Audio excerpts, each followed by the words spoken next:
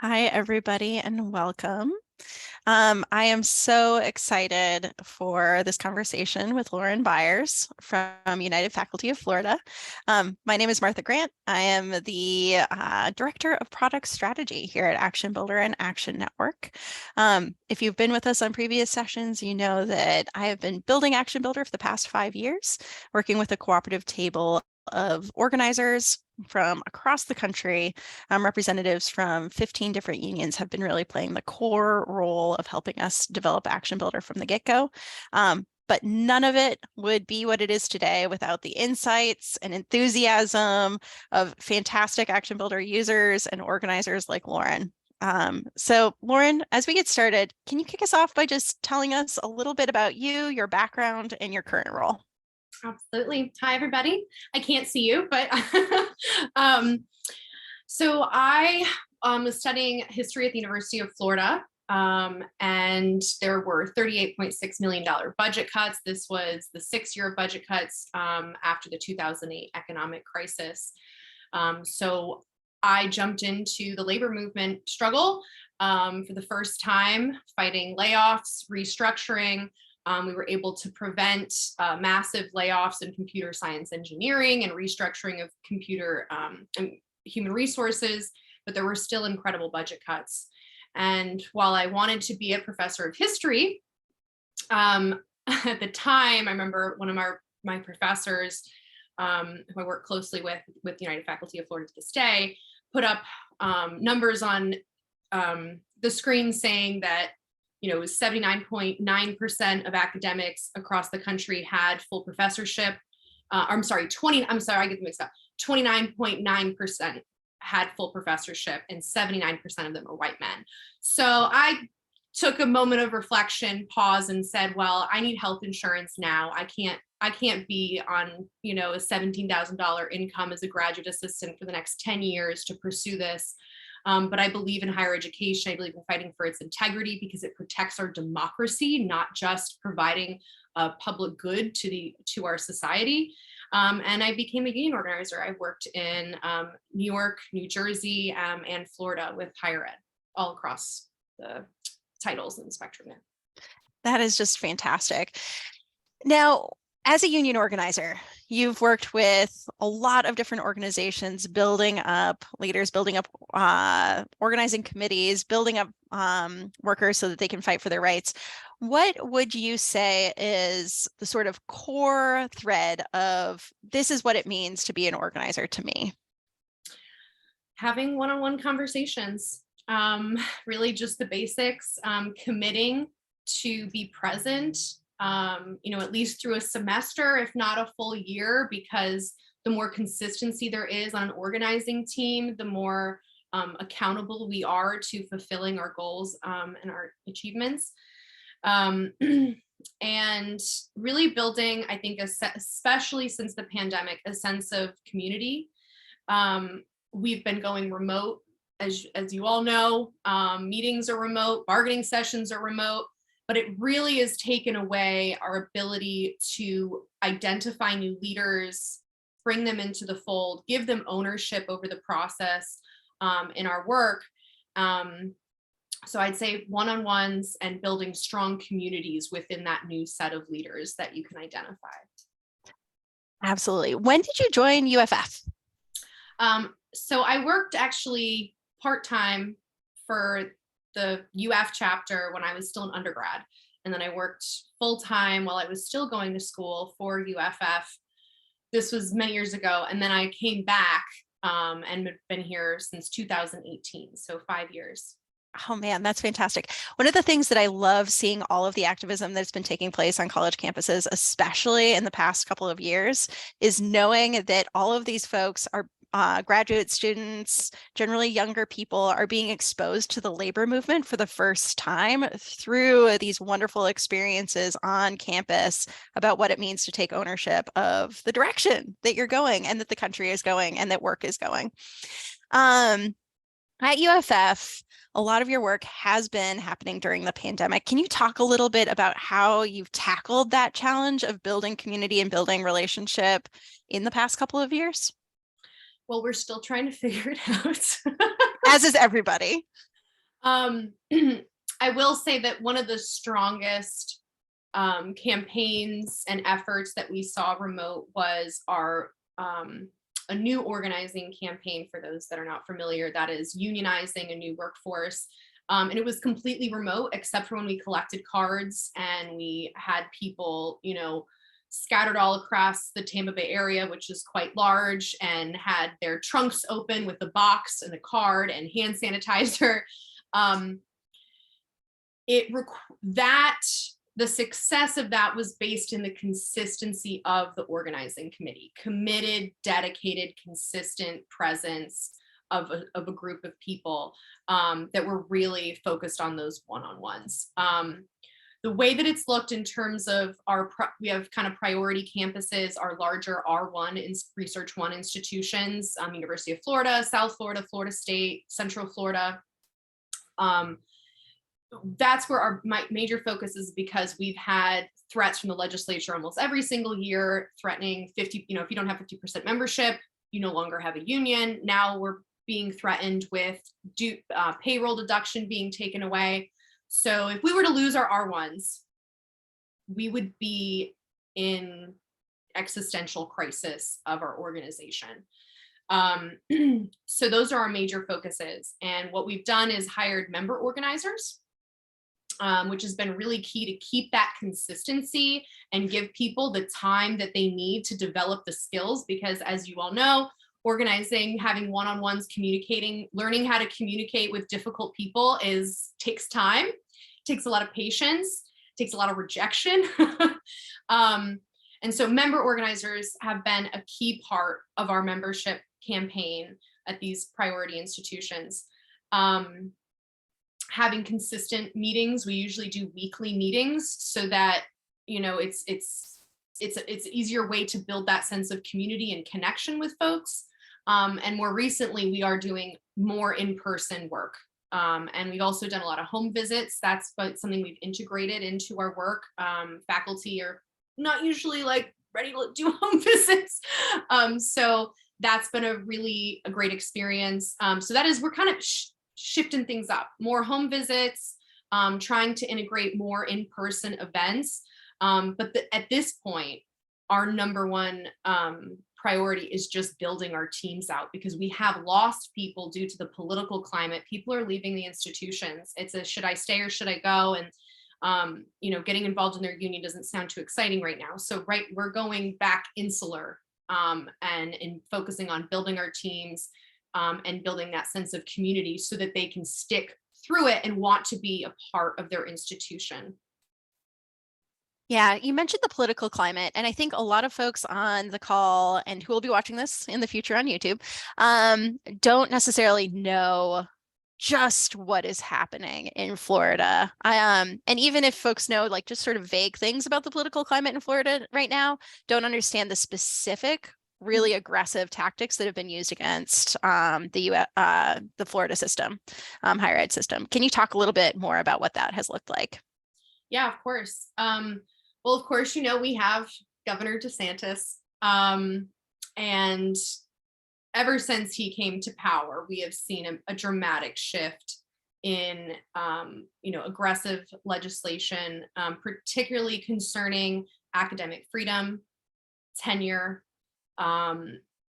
critical race theory, and we're seeing it pop up at specific institutions. So the most egregious cases we're witnessing is at the University of Florida, where I've studied.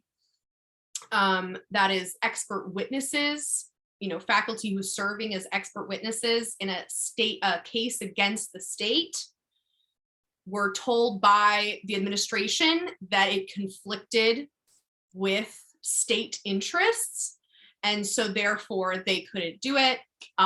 We were able to push back on that. Again, this goes back to what I was saying about the integrity of higher education really being at the core is our democracy, because of all of the various ways that faculty serve outside of the institution that they teach or do research at. We've seen critical race theorists be told you can't have critical race theory programs. We were able to push back and win against that. But it's just been an onslaught. So it's like every time something pops up, we have to fight that. Meanwhile, there's 5 million other things going on. And so one of the challenges we're facing is just, we want to be on the offensive. Florida's always want to be on the offensive, but we're constantly doing the defense. And so it's how can we, bring people into this work in this like state of crisis and fear. I mean, folks are terrified of even, giving a GOTV announcement in their class of, how to register to vote, etc. And, I know, I'm sure folks have probably many folks may have heard about the anti-gay or Don't Say Gay bill or the Anti-Woke Act that affected K through 12, but permeated politically up into higher education. And those got a lot of attention. And it's something that I think for the folks on the other end of this, because I can't see you, it's much easier to connect with the students and the public around issues that are attacking K through 12, because there isn't a consciousness or awareness about the role of higher education in our democracy. So when you talk about expert witnesses or academic freedom, it feels very much elusive and ivory tower. Whereas if you can say, oh, well, have you heard of the Don't Say Gay bill? Students and the public are very much, yes, I've heard of it. Yes, that's at the core of academic freedom and being able to connect those issues. So I think that's really important for the fight for higher education, is connecting the issues that are happening outside of our sphere to academic freedom, preserving our democracy, and the role of faculty in our society. Definitely, definitely. You talk about how you've had to fight and win on all of these issues. How have you built the structure where you can push back effectively? What did those wins take? Well, it usually, entailed emergency action meetings, where we would get a good group of people to show up, and then it would dwindle out as the weeks or months went on. So I think having really clear goals and demands, which can be difficult as the fight continuously changes week by week, month by month, and people feel like you're just kind of trudging through. So, back to what I said earlier, finding a committed, dedicated core that can be consistent, even in those lulls and those heights, as the chaos rolls around us. It's really just that dedicated core that are prepared to stick to it and are comfortable and confident and happy in doing the work. I think that's the hardest part. If we can get those core group of people, the rest will flow. So yeah. I love that. I do want to talk a little bit about Action Builder. So you and I have been talking so much for the past, I think we started chatting like a year and a half ago. Yes. And I've loved our conversations. I love to hear how you all have been using Action Builder to keep track of data, to keep track of this information about your conversations. So I'd love us to sort of like take the time machine back to as you were first rolling out Action Builder. I know it seems like a lifetime ago. But there were some great questions in the last session about like what the rollout process looks like. And I'd love for you to share sort of how you came into using Action Builder and how your usage of Action Builder started to evolve as you started to roll it out. Yeah, absolutely. I feel like I'm just starting to graduate my Action Builder program, if you will. I can't even remember what month we started it. I think it was actually about a year ago. Okay, yeah. It was a year ago around this time. And Martha helped us get the list uploaded, walked us through the basics, and we started using it in the field. Our member organizers were the folks that were first trained on it. Our membership coordinator.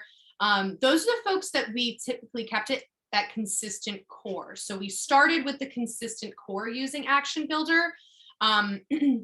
And if we have some staff at our priority institutions where they're on the ground consistently, so they were actively using it. It wasn't until we had larger kind of membership drives, we had a blitz this past, what was it? God, October, before before the election, governor's race. And we had, national staff coming in. We had member leaders from the institution and across the state, and they had to work with action builders. So, and it was very user friendly. We had no issues with people that are brand new, signing them on, getting them on board. So clearly done. I think that was the easy part, getting our member organizers, our member leaders to just interact with it in the field. Simple, cake, no problem. The largest part was my hurdle, which was learning the collecting data, the uploading of the data, how consistently to do that. And I was really, really overwhelmed by it because data is not my niche. But through my many sessions with Martha, I just slowly got a better understanding and feel of how it worked. And now I can say that I officially uploaded an entire database for Florida International University last week. So I would say is keep it simple. Use Martha and the staffers to just get those original uploads, get people comfortable with using it in the field. And sorry, I'm trying to stay out of this light here going on. As you get more comfortable with using it, then you're going to get more familiar with the back end. And honestly, I wish I wouldn't have been so up in my head anxious about it, because if I wasn't, I probably would have done it a lot sooner, doing that own uploading by myself, but I was so intimidated by it. So I would just say, don't be intimidated by it. Work with Martha, and as long as you have a unique identifier, you should be good to go. But in that, having your local provide consistent, accurate information, on a routine basis is going to help with the anxiety of uploading, because you can plan it out ahead of time. So that is to say, I would do public records requests 3 times a year, plan it out for what month you're going to make the request, and then give yourself a couple weeks to do the upload. And if you can plan it out in advance like that, it won't feel as intimidating or overwhelming, because you'll be able to schedule a session with Martha if any, issues pop up. And whatever information you are getting from your local, just make sure it's very consistent. So, data can be kind of all over the place, even within it. So verify your list before you schedule a meeting with Martha, because I have made this mistake one too many times of I'm like, oh yeah, I got everything, we're good to go. And we pulled the information up, and there's like a NA instead of a blank in a slot, or or there's issues with the way the names are. And this is, if anyone's familiar with data, work with someone in your local that is familiar with data and be like, I need all this data to be as consistent as possible for uploading it to a database. Clean it up, look through it, then meet with Martha, because you'll save a lot of time and stress. And so, yeah, I'd say, again, roll it out slowly, get comfortable with the user friendliness on the ground, and then have some routine way of requesting your lists from your employer, schedule it out. So you schedule a meeting with Martha, and don't let it intimidate you. Just plan it out in advance. And after a few uploads, it's like cake. I mean, it's such an easy program. I'm so impressed. Again, I was really intimidated and nervous about starting a new database because of the work that it can take on the back end, when I know a lot of staffers have many other projects to work on. So taking on a database feels really overwhelming. Just jump into it, take your time, and plan it out ahead so that Martha and the team can support you. I will say, Lauren, that I've just been so impressed with how you've taken to Action Builder when you have so many other things on your plate. I think that a lot of unions will have a data person. Even some locals will have just like a dedicated data person. And you have been leading these campaigns, growing these member coordinator efforts across multiple campuses across the state of Florida. And then you've also been rolling out Action Builder and taking on all of that data cleaning and uploading work. And so every session with you too. I've just so appreciated it and so appreciated the time that you've taken to learn the system inside and out. To kind of go back to the member coordinators, you rolled it out to Action Builder out to them first. What's the type of information that they've been tracking? What are the conversations that they've been recording in Action Builder? Well, we have primarily these past 6 months maybe focusing on getting out the vote for the governor's race. So one of the first actions that we used within Action Builder is a commitment to get students out to vote. And that was really useful for collecting our data in, a debrief to report back to our nationals, because we're getting a lot of funding for this campaign. And it also gave us just a kind of feel of, how strong are we, right? Often we get these, we do the work in the field and we don't get to see the raw data of what we're producing. So I will say that we had a very clear, focused campaign. So it's not like we had action for, tabling an event or attending a social. I wouldn't use the actions in that way. I would use it for a very focused, specific campaign. That's been really helpful. But typically people are mostly just changing their assessments and adding notes. And that's why I said, like, for being on the ground, it's so user friendly in that sense. And then we also got a chance to use it for home visits, which was very exciting. Actually, the week of one of our GOTV blitzes, I called Martha and I'm like, Martha, we're doing home visits and I feel like this could be a little bit easier. Any suggestions? And she's like, yeah, there's a whole canvassing section. And I'm like, oh my God, what? So it's much like Minivan for those who have used Minivan before. But in my opinion, 10 times easier.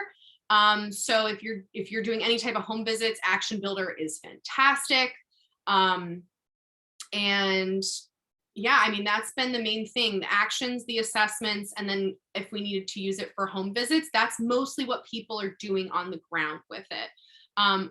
Otherwise, in our organizing committee meetings, we are also looking at the graph breakdown by department. So for those who are working in higher education, you well know, sometimes universities have upwards of over 100 departments. And so it makes it much more manageable. Instead of having to create an Excel sheet and doing density reports of each department, Action Builder does all of that for you. And so it allows us to really strategize what departments should be our priority. Where can we get the most growth? And that's been really helpful. Yes. So I feel like we're still digging into it. And I think that as we build our core teams, what I would like to see more of, what I envisioned it as, is we would, every meeting, pull up Action Builder, go to the recent activity and actually debrief. Okay, so-and-so had a conversation with Joe and they marked him as a 3. How did that conversation go? And use it as a place, like a wall chart, like you would in an office, to work through your agenda, set priorities, and create some goals. Love it. Love it. I do want to open it up for questions. Feel free to drop questions in the Q&A. As folks go ahead and percolate on what questions they might have for you, I'd love for you to talk a little bit about what it looks like in the year ahead. So, there are attacks coming. They won't stop under the current administration. What does that look like for you? What does building power look like for you in the year ahead? Well, we are preparing for the worst case scenario that payroll dues deduction will no longer be available to us. In that case, we will be in an existential crisis. The organization could go bankrupt in a number of months. So we are creating systems to do direct pay through bank account and routing information. I don't know if there's any staffers on this call, but I've done that in Texas, knocking on home doors, asking for people's bank routing and a bank account information, which feels very intimidating because then we really become salesmen. And also it just the level of distrust there is around government and scams these days. It's going to be a real challenge, but not too concerned about that because most people want to have a union over not having one. So they'll, but we're preparing for all of that. We have a system being set up in place. And as I said, our research one institutions will be the priority because there are so many folks there. Financially, it will impact us. And so we will be using Action Builder for our recommitment campaign to get folks to recommit if that were to happen.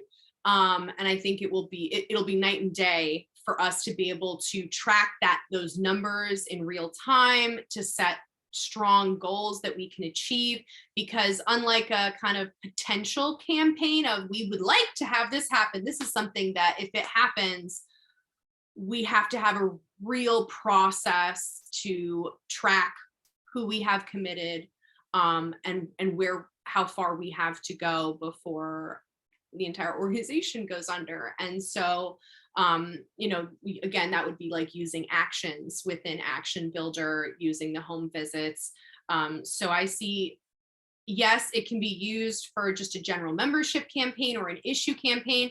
But if your institution or your state is facing major threatening legislation for your organization, Action Builder could be really pivotal for being successful in surviving.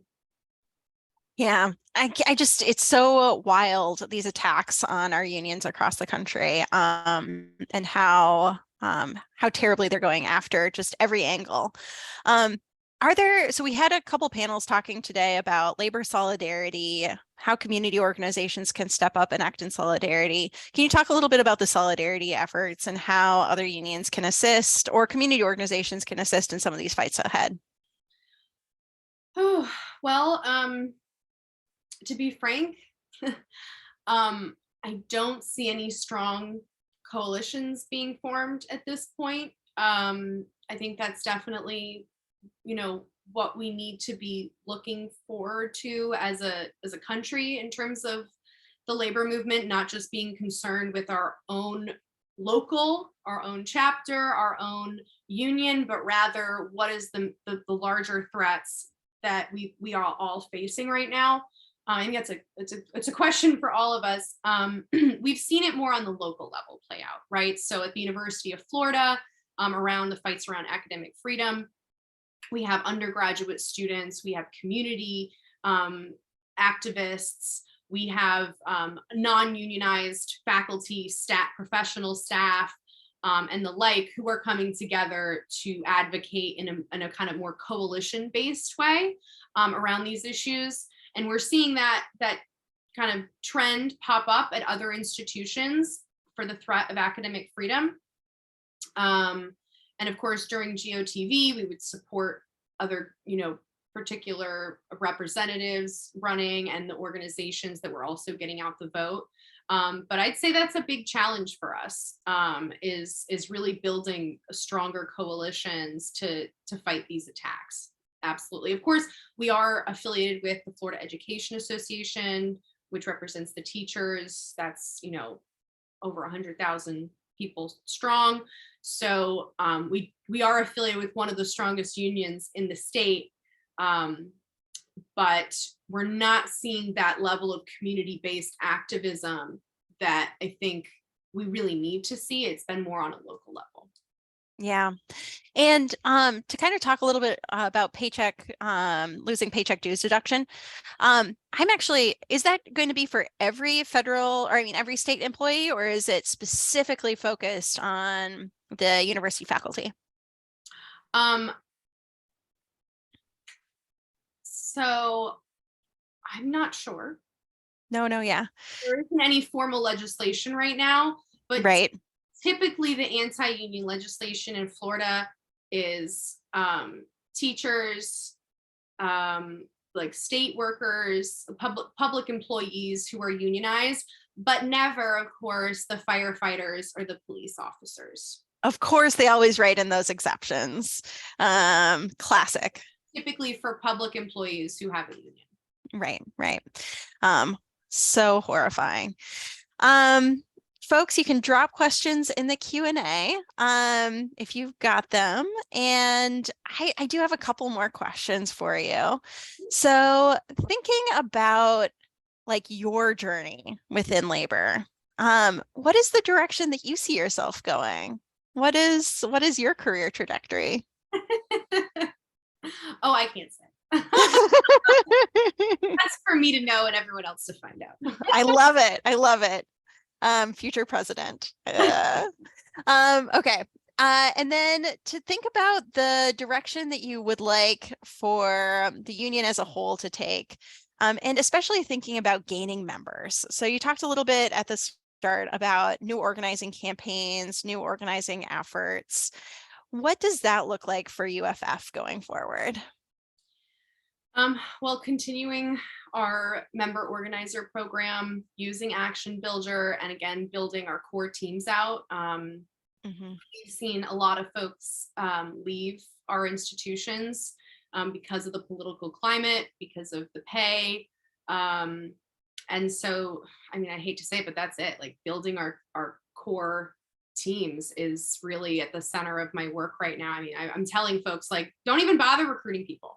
I don't even care. Don't even bother trying to recruit someone to the union, because we don't have enough leaders in order to see real growth and be able to develop real strategies, winning strategies. I think well, this is kind of a work in progress because we just got through the governor's race, and this was the first time that we had done a concerted GOTV campaign.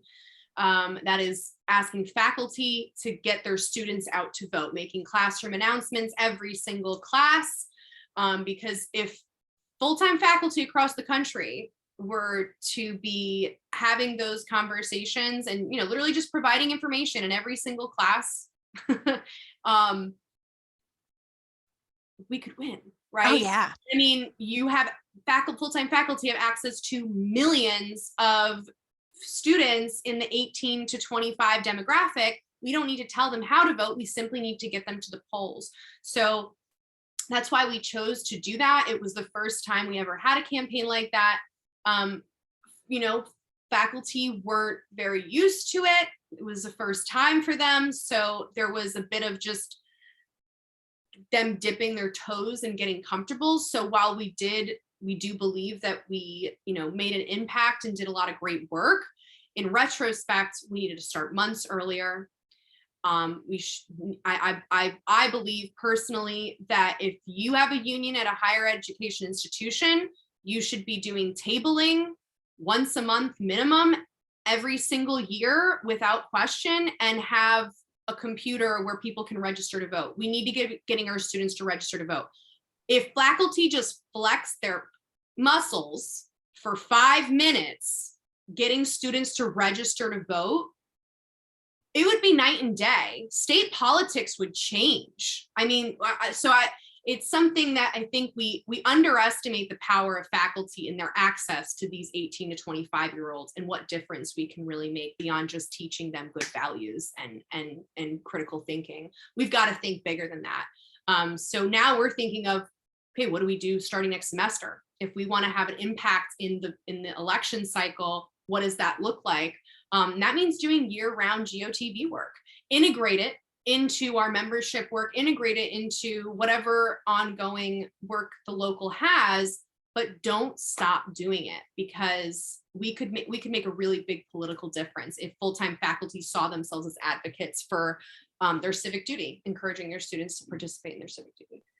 That campaign, I want it to take off. We need it to take off. Every local, everybody working in higher ed, if they did that in 2023, changes the game. And I like the idea too.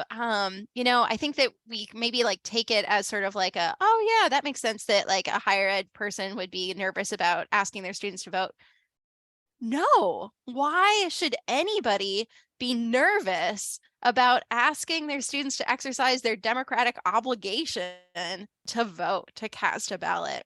It really says a lot about our political climate that there's fear about asking people to register to exercise their democratic duty. Like nobody should feel uncomfortable asking anybody, but especially these young people on college campuses, to register to vote and get out there and vote. That is a beautiful vision. I love it. We do have a question here in the chat that I think is really an interesting one. Excuse me. So one of our folks asks, one of our challenges has been getting member activists to consistently use and complete tasks on Action Builder. Have you had any similar experiences? And do you have any advice for getting volunteers excited to become users? That's a good question.